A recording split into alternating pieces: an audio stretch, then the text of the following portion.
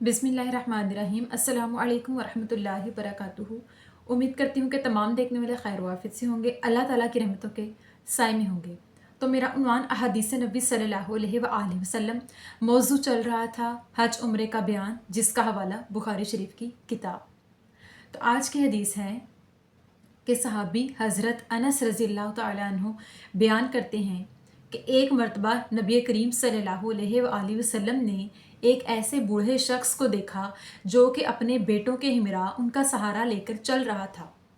तो इस पर आका अलैहिस्सलाम ने उस शख्स के पास जाकर उनके बेटों से पूछा कि इस शख्स का क्या हाल है।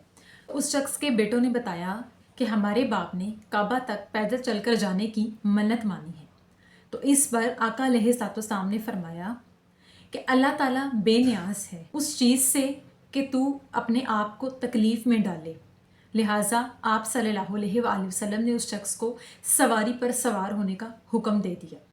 इस हदीस मुबारका की वजाहत ये कि अगर कोई शख्स काबा तक पैदल चलकर जाने की नीयत करके मन्नत मानता है तो उसके लिए ये जायज़ नहीं कि वो ख़ुद को अल्लाह की खातिर तकलीफ़ में डाले।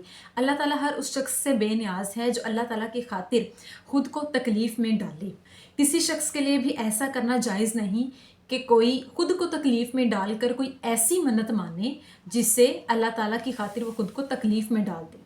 अगर किसी ने काबा तक पैदल चलकर जाने की मन्नत मानी हो तो उसमें जितनी सकत है वो बग़ैर तकलीफ़ के जितना अल्लाह की खातिर चल सकता है चले, और अगर वो सकत नहीं रखता, ताकत और हिम्मत नहीं रखता और तकलीफ़ उठाता है तो ऐसा करना गलत है, क्योंकि अल्लाह ताला बेनियाज है। अल्लाह ताला को किसी की तकलीफ़ की ज़रूरत नहीं, अल्लाह ताला को किसी ऐसी मन्नत या ऐसी चीज़ या ऐसी इबादत की ज़रूरत नहीं कि कोई शख्स उसकी खातिर, उसकी मोहब्बत की खातिर ख़ुद को तकलीफ़ में डाले। आप सल्लल्लाहु अलैहि वसल्लम ने इस हदीस में उस शख्स को फरमाया कि अल्लाह ताला को तुम्हारी ऐसी मन्नतों की ज़रूरत नहीं कि तुम खुद को तकलीफ़ में डालो और उसकी खातिर उसके घर तक का सफ़र पैदल इख्तियार करो।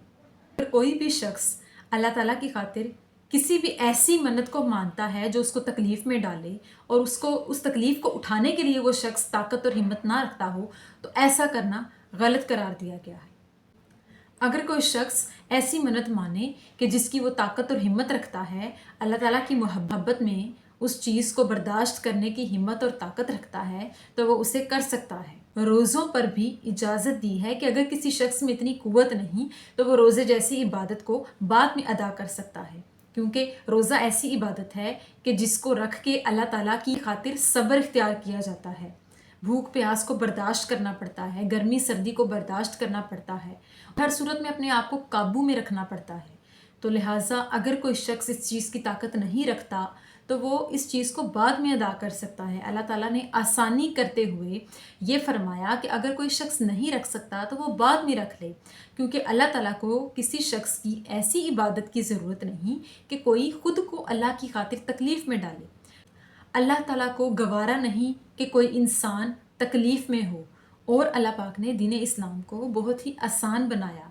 जो शख्स अपनी बीमारी की हालत की वजह से या किसी मजबूरी की वजह से नमाज छोड़ देता है तो उसे चाहिए कि वो बाद में कज़ा करे। इसी तरह उस शख्स को जब आका अलैहिस्सलाम ने बताया कि तू पैदल हज करने की हिम्मत और ताकत नहीं रखता तो तू सवारी पर सवार हो जा, लिहाजा वो शख्स सवारी पर सवार हो गया। अल्लाह ताला से दुआ है कि अल्लाह पाक हमें सही मानों में मोमिन बनाए। आमीन सुम आमीन। शुक्रिया।